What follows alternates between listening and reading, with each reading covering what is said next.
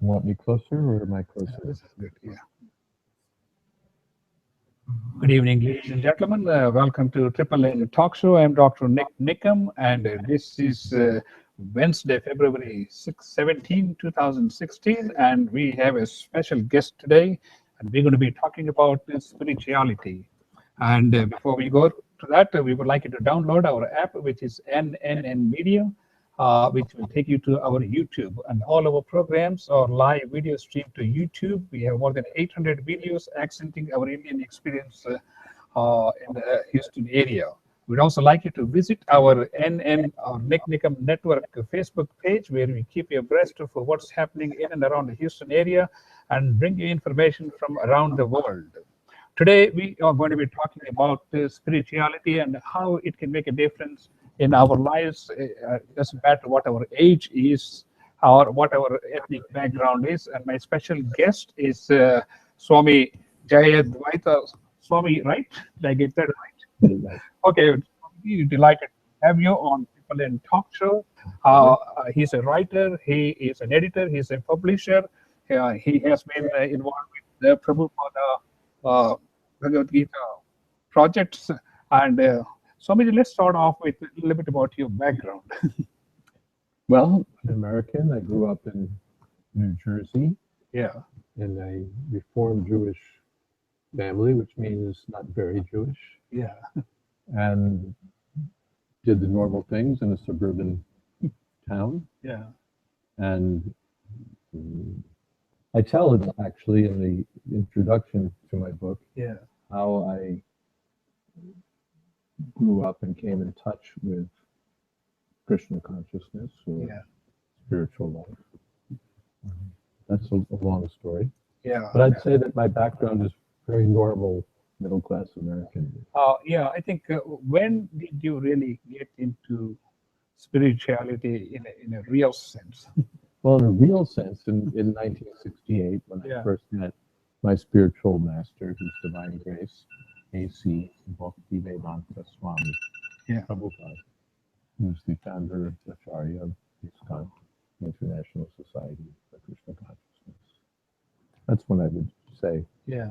I really became. Otherwise, I had an interest, I had issues, but in terms of genuinely becoming Yeah. involved in spiritual life, that would be the starting point. So, what were you really seeking at that time? I had no idea. It's a good way to start. Yeah, I didn't know what I was seeking, Yeah, but I'd met a priest yeah, some years before who told me, "Seek and you will find; knock and it will be opened unto you," yeah, which is a quote from the New Testament. yeah. And I took that to heart and thought that yes, he's right. Oh, okay. From that time onwards, I think you have traveled pretty much all over the world. Give us general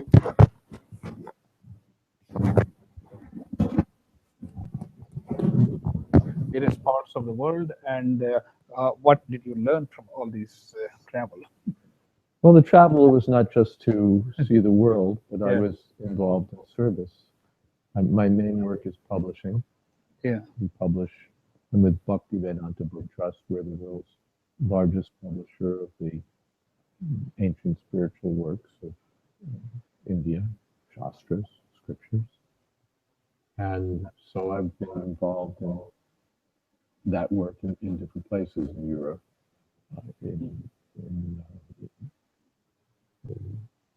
Africa now. yeah. And sometimes I was traveling for teaching, so I've been to Latin America for teaching and other parts for that. I see. Yeah, The,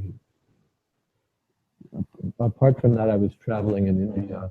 For a year and a half, I traveled on Padayatra, on a yes, journey from pretty much around the perimeter of India, uh, stopping in a different village every night yeah.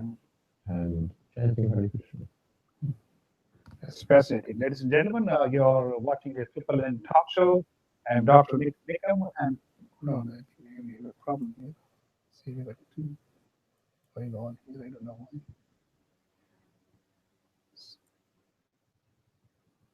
Hopefully that should fix the problem. And my special guest is uh, Jayadviata Swami, and he is visiting here. Okay, let's talk about you wrote your first book, which was on what is this about meaning of life? Yes, it's called Vanity Karma, Yeah, Ecclesiastes, the Bhagavad Gita, yeah, and the meaning of life. Ecclesiastes is a book of the Hebrew scriptures or the Old Testament yeah. of the Bible, but a very unusual book. It's not Uh-huh. the usual Yeah, piety and faith and or history or prophecy. I see. It's a book of philosophical searching by a sage Yeah, who calls himself Kohelet. yeah. And that book was of interest to me. Okay, and how did you? What are the things that you found between this Ecclesiastes and the Bhagavad Gita? Some of the similarities and differences.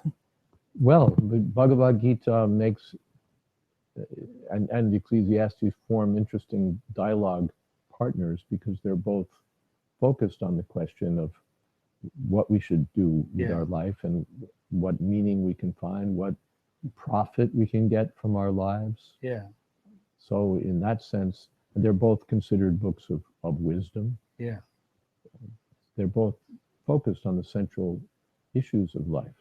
yeah, But the words of Kohelet or Ecclesiastes are limited by the author's approach. I see. Yeah, He takes a very empiric approach to things, which naturally limits what he can discover. He's trying to yeah, figure everything out by his sensory experience I see. and by his speculations, his thoughts, his method of trying to figure out on his own Yeah, how what is what. Whereas Bhagavad Gita informs us through a spiritual. Well, in Bhagavad Gita, Krishna himself is speaking, the supreme that's yeah, personality of Godhead, Bhagavan, and so we get the benefit of conclusive knowledge rather than a speculative some search interpretation. for knowledge. I see. That speculative search is commendable, is important to Yeah, try to a person who an intelligent person asks himself, why am I here? What is the meaning of my life? Does it mean anything? But can we get answers that way? Can we reach yeah. a deep understanding that way is another question. Okay, what kind of answers you have been able to find from the Bhagavad Gita, which you have not been able to find in other spiritual Well, reading in books? Ecclesiastes, for example, Yeah, everything is boxed in one life, yeah, and I therefore the author has a hard time making sense of things. yeah, Why is there injustice? Why is there oppression? Why do the things that should be happening to good people happen to the bad people? And why do the things that should be happening to the bad happen to the good? yeah. He just can't I see. fathom it. It vexes him. It outrages him, and he can't find rhyme or reason for it. Yeah. To him, it's just another Mm. proof of the absurdity of the way the world is. Yeah, But in the Bhagavad Gita, things open up because we see things within the context of many lifetimes. yeah, And in that context, we can understand why things happen to people, that it's not just arbitrary or whimsical, but it's on the basis of cause and effect, really, but cause and effect extending over many lifetimes. that's absolutely true. And ladies and gentlemen, you are watching the Triple N Talk Show. I'm Dr. Nik Nikam. We are talking about the spirituality, a comparison between Ecclesiastes and Bhagavad Gita. And my special guest is Jayadviata Swami. And okay, let's talk about in Bhagavad Gita. You know, they talk about, of course, it's being spoken by Lord Krishna, Mhm. particularly to Arjuna in the Mhm. Kurukshetra battlefield. Mhm. And how would you compare this to like the Bible, where you have a lot of things that are said by Jesus? From Well, I'm not really a biblical expert. I see, I can't tell you very much about I see. what I think of the New Testament or even what I think of the Old Testament. Yeah, That's not where I've focused my research or attention. I've really spent my time focusing on this one book, Ecclesiastes, okay, and what it says. The rest Yeah. of the Bible, I, I have no special expertise. okay, okay. Let's get back to Bhagavad Gita and see how you've been able to discover so many different aspects and how it can help us, like ordinary people, in our everyday life. Well, first of all, Yeah. it gives us an understanding of who we are, which Yeah. also in Kohelet is just absent. He asks so many challenging questions, but he never asks, "Who am I? Yeah. What is the purpose of my life?" That's just not a question that, strangely enough, a question that doesn't occur to him. But the Bhagavad Gita begins with that question Yeah. and begins by disabusing us of the illusion that the body is the self. Yeah. That I'm an American or an Indian or white or black or young or old. Krishna says these are not who we are. Yeah. The body, these are designations of the body, these are labels attached to the body, but the body is not me. That in itself is immediately a liberating understanding. I'm struggling under the illusion that this person who's a little too tall or a little too thin or a little too fat or a little too cockeyed is myself. Yeah. And that's wrong. That's a misunderstanding. Or I'm under the illusion that I'm an American and that America, therefore, is my country. And I'm fighting with people who are under the illusion that whatever it is, Afghanistan or what have you, is their country. This is all based on a misunderstanding. Yeah. And from the very beginning, Krishna aims at clearing up that misunderstanding and enlightening us on our identity as Atma, as the spiritual Yeah. soul within the body. So that at once revolutionizes our understanding. Absolutely right. And I spent a lot of time studying Ramayana because we did Dasra Mela here for the last 4 years, and that's what inspired me to write the Ramayana screenplay, which is like a 3-hour screenplay. And interestingly, all the philosophy that is portrayed in these scriptures, which are like maybe 5 to 10,000 years old, they are true today as they were 10,000 years ago. I mean, that's how I feel, because real life challenges are pretty much the same. It's just the scenarios are different. Well, it's Sanatana Dharma. It's the eternal nature of the self, Yeah. not some temporary consideration. So after we see ourselves as spiritual beings, then the next question is, where do we come from? What is the origin of everything? And in the Bhagavad Gita, Lord Krishna identifies himself as that origin of everything. Aham sarvasya prabhu, vatta sarvam prabhu. Everything comes from me, Krishna says. So then what is my relationship with Krishna? If Krishna is the supreme whole and I'm part, then my relationship, my business is to serve Krishna. And to reestablish what's in fact a loving relationship with Krishna. That's the real aim.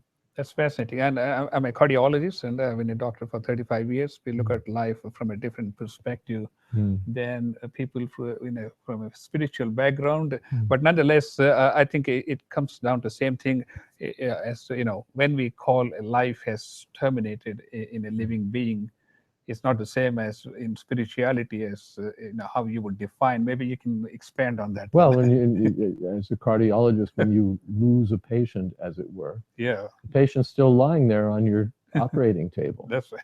The same eyes, the same head, the same legs, the same lungs, the same heart, the same everything is there. And yet you say, he's gone. How is he gone? At that point, we can reflect on the reality that there's an element within the body which is different from the body and Yeah. which leaves the body at the time of death. And death doesn't mean termination of our personal existence, but it means that we leave one body to take on another, just as we change clothes from one set of clothes to the next. You brought up that point of Atma, Hmm. the soul. Maybe how do we explain this to like the young generation? That is, soul is an integral part of the human body, but at the same time, it is an independent existence, has existence. We best explained from Bhagavad Gita itself. Therefore, my spiritual master wrote Bhagavad Gita as it is, Yeah, with commentary meant to make clear what Krishna is saying and how it applies to us. And we see, practically speaking, people read it and they get it. Not everyone. yeah, Some people read it and say, I don't get it.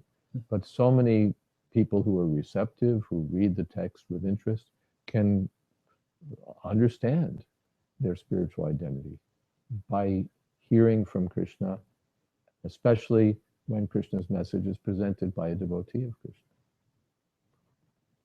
Ladies and gentlemen, you are watching the Triple N Talk Show. I am Dr. Nik Nikam, and we are talking about spirituality and especially Bhagavad Gita.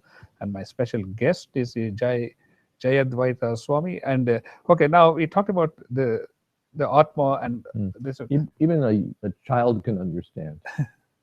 Our spiritual Yeah. master, Srila Prabhupada, one time he was at a class with school children, and he called to the front a child who was supposed to be intelligent and told the child, can you point to your hand? Yeah, So the child pointed to his hand. I see. Very good. Now point to your foot. Yeah, Child pointed to his foot. Now point to your head. Now point to your chest. So the child pointed to everything. Prabhupada said, now point to you.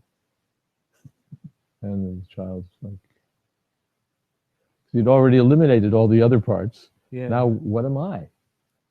So by that sort of contemplative thought, even the child can understand that I'm not my hand, I'm not my head, I'm not my heart, I'm not my lungs. Yeah. And what am I? I'm the consciousness within the body. When consciousness tells, I say my hand, and when my consciousness tells my hand, come on, scratch my head, then the hand goes. Yeah. So if we reflect on it, if we're thoughtful, we'll understand that I'm not just an amalgamation of material elements, but I'm the conscious being within the body, with thoughts and feelings and intentions that distinguish me. The body is like a vehicle. This bottle of water doesn't suddenly think, I'd like to go to Dallas. What am I doing sitting here in Houston? I know. Because it has no consciousness. Yeah. Similarly, the body lying on the operating table, once it's dead, doesn't think, well, what am I doing here dead in Houston when I could be dead in San Francisco? Yeah. But the conscious self within Yeah. has these desires. Like a car, the car doesn't think, let me drive on the freeway or let me just drive around the block. Yes. But it's the conscious person within the car.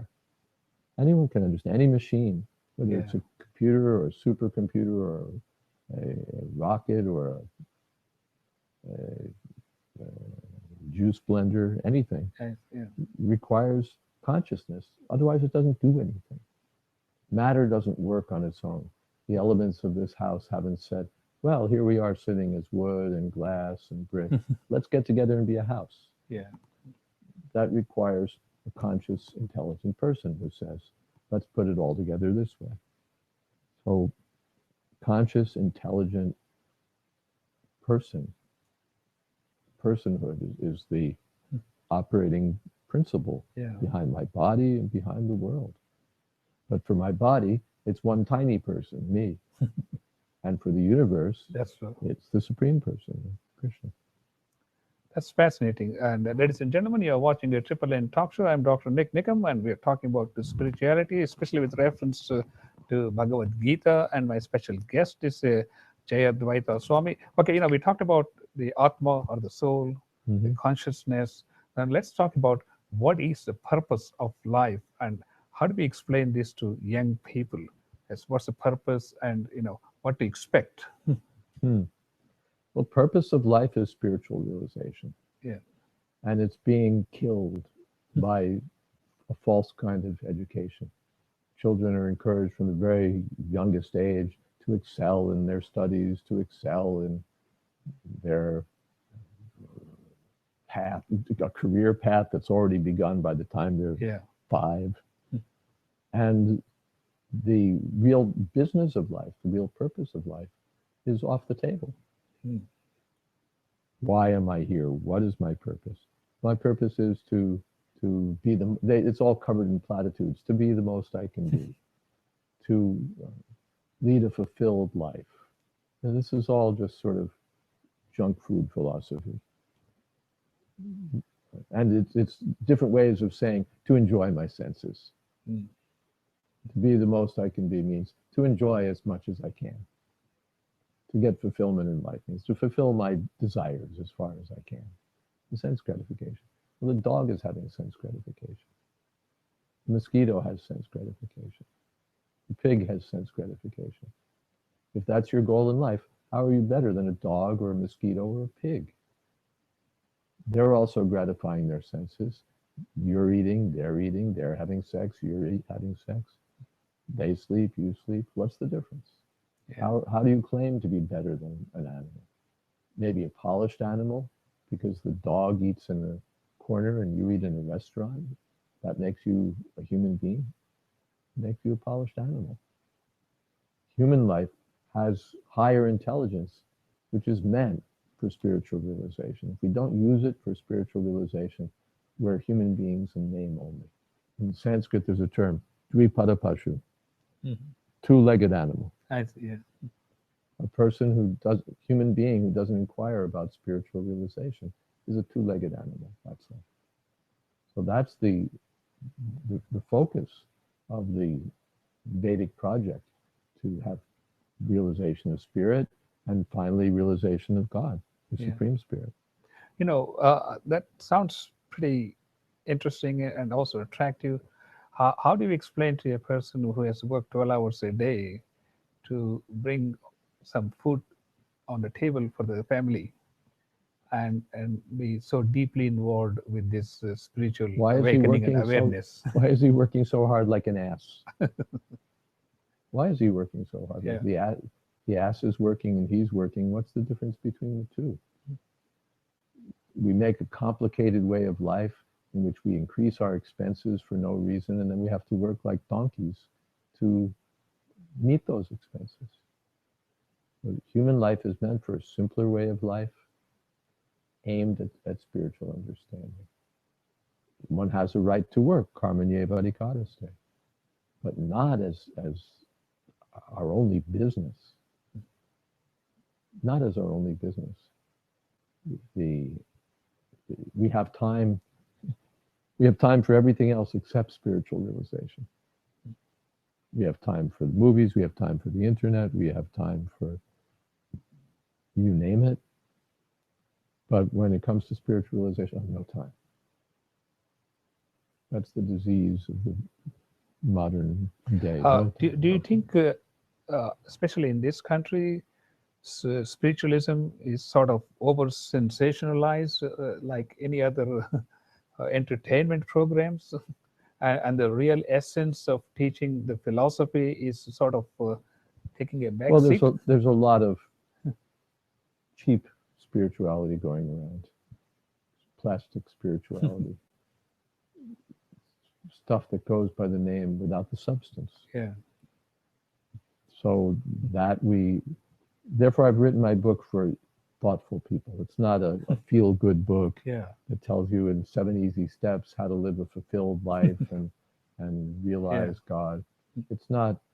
If you want something cheap, go elsewhere. And I can think of some authors whose works I could recommend for those who want a quick fix.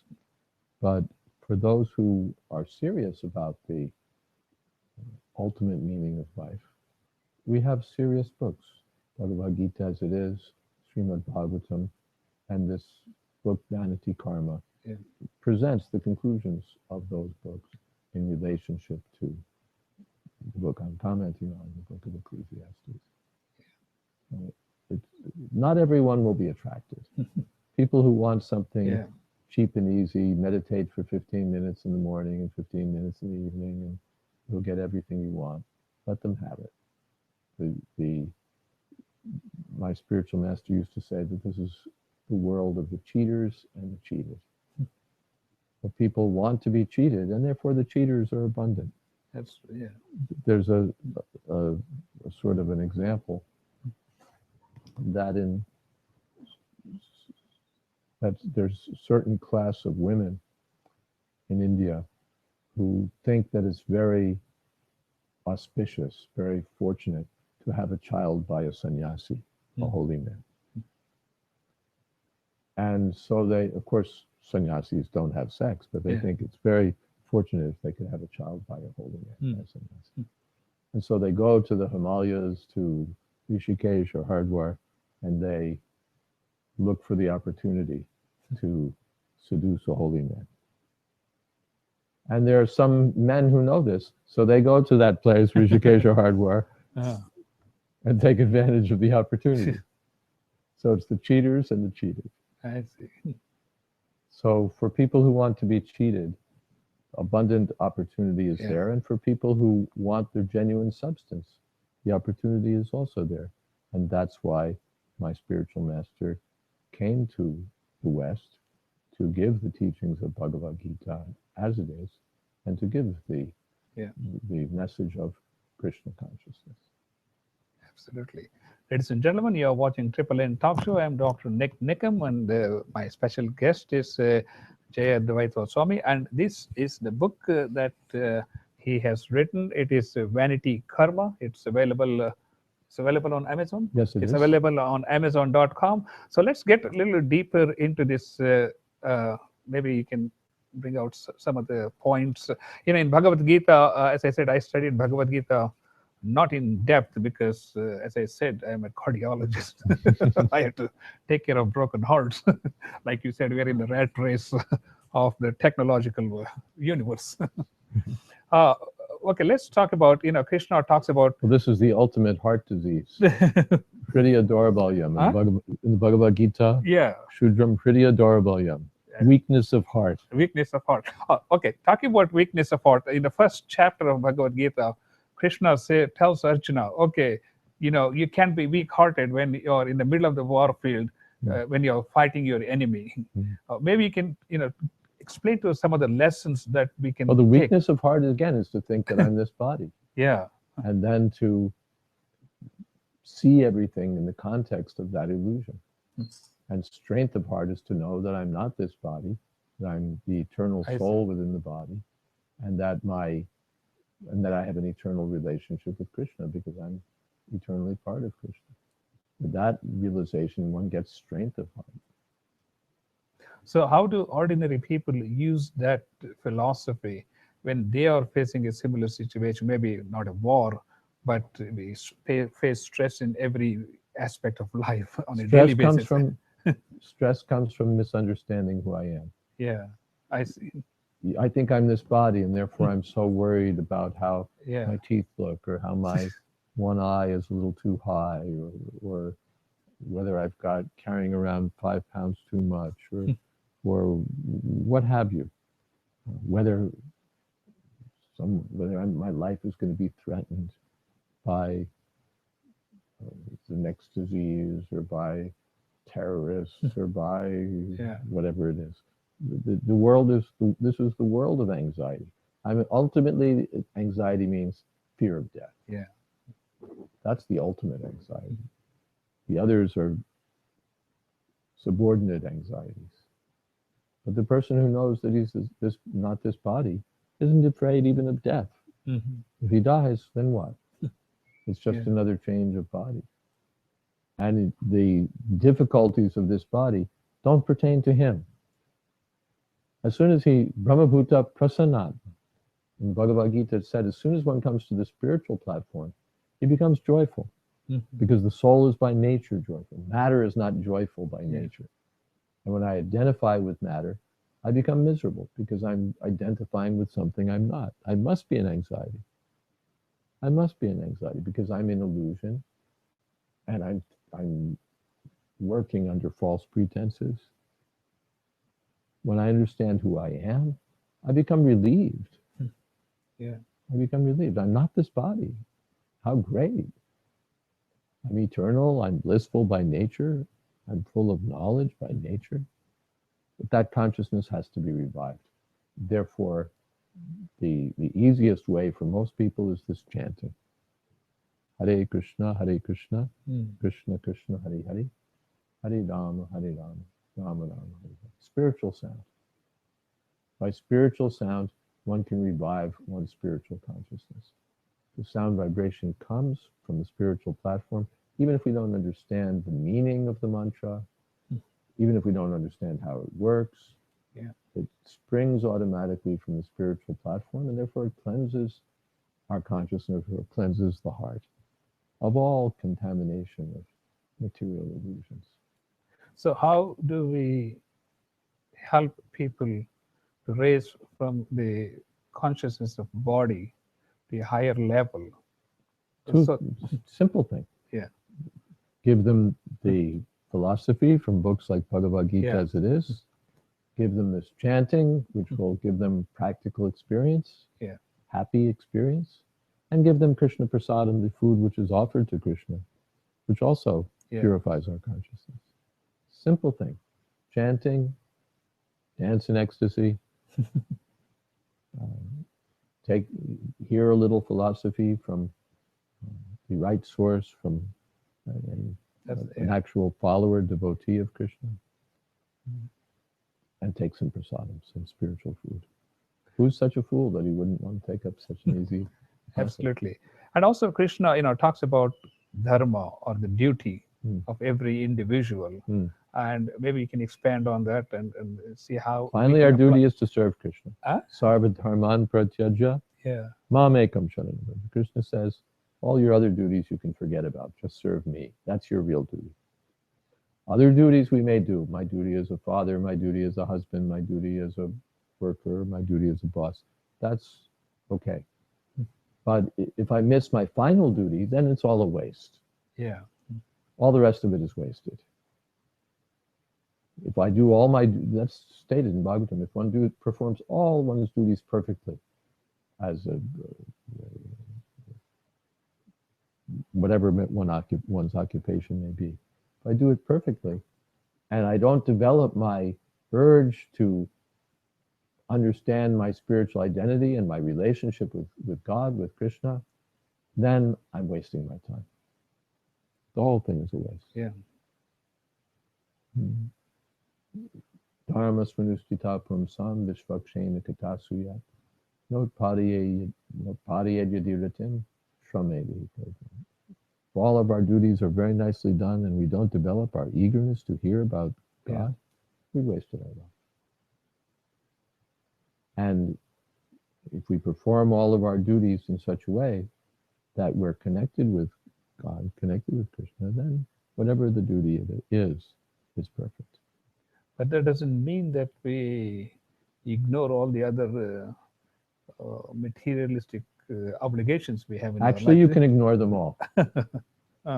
If you all ignore all other duties and take this one duty to serve Krishna, you haven't lost anything. How do we apply then you that? become a great soul. Just like, to give a material example, Mahatma Gandhi. Yeah. He was a lawyer, he was a family man, he had so many obligations, but he put aside his other obligations to serve India, to gain Swaraj, Indian independence. And people think, oh, he's Mahatma. He's a great soul. They don't say, wait a second, you gave up your law practice. How could you do that? You neglected your family. How terrible. They also, you're a Mahatma, you've served the country. And that's just service to a country. Giving liberation and political liberation is a temporary and superficial thing. It's not that people became rich overnight because the British went away, or that people became 10 times as happy because now they had, instead of being, exploited by the British, now they were exploited by their own people. Yeah. Just the politicians now, instead of being British thieves were Indian thieves. Yeah. Anyway, Gandhiji was considered a great soul because he sacrificed for the country. So if you sacrifice for the Supreme, how much greater a soul are you? Oh no, I have to see to my law practice. Oh, I have to see to my studies. I have to see. You can give everything else up for the sake of the Supreme. Because everything else is going to be lost anyway in the course of time. So if you put everything else aside for the sake of the Supreme, you haven't lost anything. And if you put the Supreme aside for the sake of everything else, then you've lost everything. That's, of course, the Ishopanishad and the Bhagavad Gita says that you do both things. You perform your prescribed duty and be Krishna conscious. Mamanusmara yudhyacha. Yeah. Krishna said, think of me and fight. So we don't require that, no, give up everything, go to the forest. You perform your duty, but do it in Krishna consciousness. Learn this technique of how to think of Krishna always, even while you're involved in your day-to-day work. Now, how is it possible? There's an example. There's a woman who's married and she has a lover. Mm-hmm. So because she has a lover, she's doing her housework very attentively, more attentively than an ordinary wife, so that her husband won't find out. Yeah. But what is her consciousness? She's always thinking of her lover. Yeah. I'm doing this work so that my husband won't find out, so that we can meet. Yeah. She's always thinking of the lover. When will we? So if it's possible materially, why not spiritually?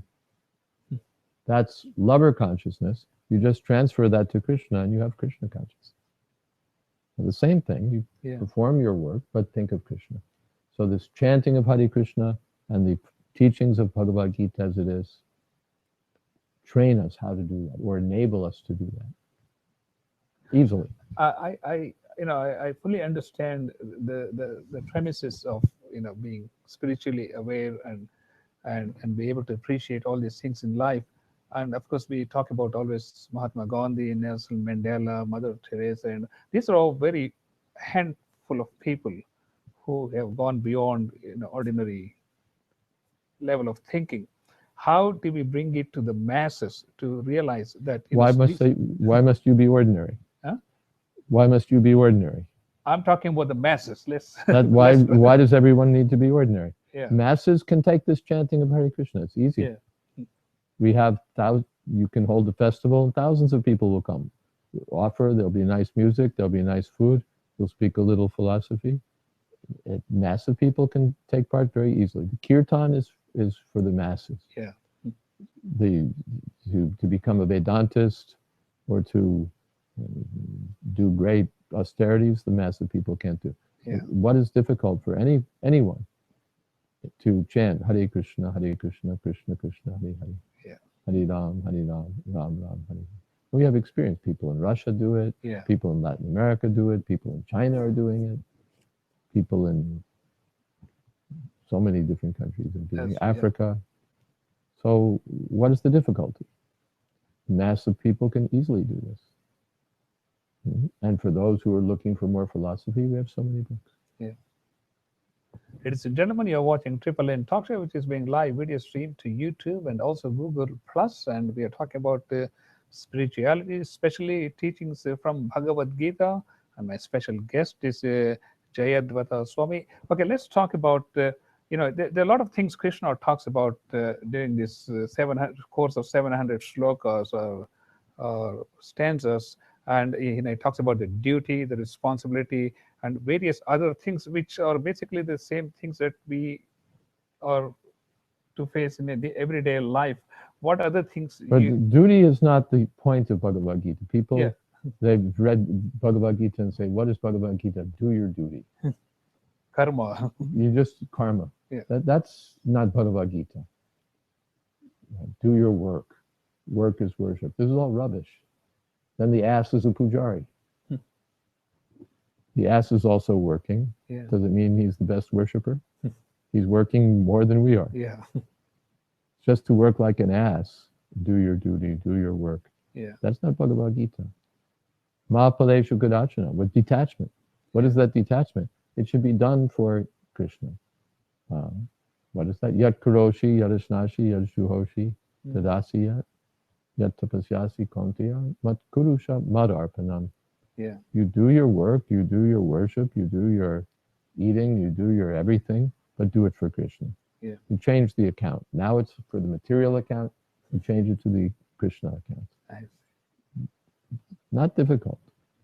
It's a change of consciousness only. You don't have to, not that you're a cardiologist, now you have to become a sannyasi. Yeah. But the consciousness needs to be changed from me consciousness Yeah. to Krishna consciousness. Even the me consciousness is false. I'm Indian. I'm Yeah. this, I'm that. Yeah. That's not me. But we have to change from that false consciousness in terms of the body to Krishna consciousness. You're absolutely right. You know, from the medical field of view, somebody put a picture. They said it doesn't matter what race, what ethnic origin you come from. When you stick your finger, the blood is always red. It's always right. And okay, let's talk about and also in Bhagavad Gita he talks about salvation. Hmm. How do we understand what salvation is? Why is it necessary, and how do we approach it? Mukti hitpanyata rupam swarupeni. Mukti or salvation means Yeah. to get free from this false identity, Yeah. false bodily concept, and come to my real identity. What's my real identity? Jiver Sharupoy Krishna. That I'm the servant of Krishna. Mm-hmm. That's liberation. Liberation doesn't mean I merge with a big sea of light, or I lose my individuality in some ocean. That's not mukti. That's not moksha. Krishna says, Sarva dharman pratyajya mam ekam sharanam. Surrender to me. I'll give you liberation. Liberation's easy. Mm-hmm. This is higher than liberation. To surrender. Liberation is, suppose you're in prison. So now liberation means you're out of prison. But just to be out of prison is not actually liberation. Yeah. You have to do something. If you just stand outside the prison and say, I'm free, yeah, okay, I'm free. But you have to do something. You have to go back to work. You have to enjoy your life, have sex, eat, whatever it is. Otherwise, you can say that you're liberated, but it's just theoretical. Or a patient says he's cured, but he's still lying in convalescence for 20 years. That's not health. So there has to be activity. And that activity is called bhakti, or devotional service. Manmana bhavamad bhakta. Krishna says, think of me, become my devotee. And when we are talking about salvation, they also make a reference that by attaining salvation, the reincarnation process may be. Because Krishna says, mameti. If you simply understand who I am, if we understand Krishna as the Supreme Personality of Godhead, Bhagavan, then we can go back to him. Mm-hmm. If we think of whatever we think of at the time of death, that's where we'll go. If we think of Krishna, we'll go to Krishna. So do you believe in reincarnation? Belief, it's a fact. Mm-hmm. You're already changing. You had a child's body. Yeah. Now you have a man's body. You'll get an old man's body. I'm already there. You're already there. You and I both. Yeah. And then the next change of body means death. Yeah. We've already changed bodies. Now, if someone offered us, we'd like to see your childhood body. So if everybody attains salvation, what's going to happen to all these atmas, which have to find another body or something after they leave an existing body? If everyone attains salvation, then they go back to the spiritual world. Yeah. Where they don't have to take another body. And what's going to happen to all these atmas? They are liberation means atma. Yeah. I am the atma. Who is it that's being liberated? I see. When we speak of liberation, who's attaining liberation? So it's not the body that is going to. The body's not going to be liberated. The body's going to be turned to dust or ashes, or you throw it to the vultures. It'll become excrement. That's the body. It's Yeah. not going to be liberated. But it's the Atma that's liberated. Now, when the Atma is liberated, then where does he go? I see. Yeah. He deserves to go to the spiritual world and associate with the Supreme Lord of service. And they also say, if you do good deeds, maybe your next life may be something better. I mean, does that mean anything? No, it doesn't mean anything. If you do good deeds, then they promote you to the first-class prison cell. If you do bad deeds, you go to the third-class prison cell, but you're still in prison. Yeah, I see. Good or bad, it's all bad. Is the first-class cell is good? No, it's bad. Yeah. Any place in this material world, Brahma Bhuvanal Loka Punaravartana, wherever we go in this material world, we have to again take birth. Dukkhalayam Shashvatam. It's a place of birth and death. So what good? No, I'll get a better self. Good is to get out of this material world and go back to Krishna. So is the purpose of life from the time it's born until the body, the Atma leaves the body, is the main purpose to achieve salvation? No, Huh? that's a small thing. Yeah. Again, if I'm just out of prison, that's not my real life. Yeah. Real life is doing things out of prison. So real life is meant for bhakti, for devotional service, for reviving our love of Krishna and our relationship with Krishna. If you do that, liberation is automatically there. Mm-hmm. When you develop your bhakti to Krishna, your love for Krishna, liberation will stand there with joined palms. Please take me, please take me, please take me. Liberation is in the package. If you get $100, you don't have to separately ask for 20. It's included. Liberation is included in the package when you develop Krishna consciousness. Okay, maybe you can cover on some of the more important aspects, in case we missed some of the points that is in this particular book that would definitely help readers to find this consciousness and the purpose of life and all the things. Well, Vanity Karma gives you an understanding of two books, Ecclesiastes and its search for meaning, and the Bhagavad Gita. And particularly in the Bhagavad Gita, we get that spiritual understanding by which to make sense of the world. Yeah. The complaint in Ecclesiastes is that the world doesn't seem to make sense, that there's no ultimate gain, that we just live and then die for nothing. A very heartfelt and deep complaint. What is the meaning? If I just live as a lawyer or a doctor or a fireman and I do some work and then die, at the end, what did it amount to? I put out some fires, I saved a few, I did some hard operations, I won some legal cases, and then I went to the same graveyard as the fool. What is the profit? What is the gain? What do I have to show for it? And Kohelet says nothing. You have no advantage. And the Bhagavad Gita also says you have no advantage. If all you did was work and die, you wasted your life. Yeah. You wasted your life. Without spiritual understanding, the life is meaningless. Or finally, without bhakti, without a relationship with the Supreme, with Bhagavan, with Krishna, our life is meaningless. That's interesting. So from your observation, that you would say Bhagavad Gita has all the necessary ingredients to get full understanding of the life from a spiritual perspective. Yes, in Bhagavad Gita you get everything, but the Bhagavad Gita should be understood as it is, not as interpreted by some motivated person or someone who writes his own philosophy into Bhagavad Gita. There are more than 700 English editions of Bhagavad Gita. And in practically all of them, the author has put his own ideas through Bhagavad Gita. It's like someone's, if marijuana is illegal, someone's smoking marijuana by holding on to someone else's hand that's holding the cigarette. That doesn't make sense.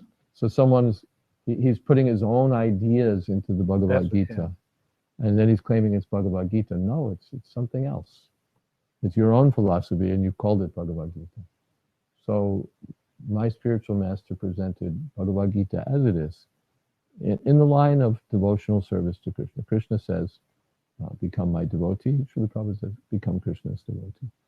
There's some other unscrupulous commentator, when Krishna says, surrender to me, he says it's not to Krishna we have to surrender, but to the unborn, unmanifest.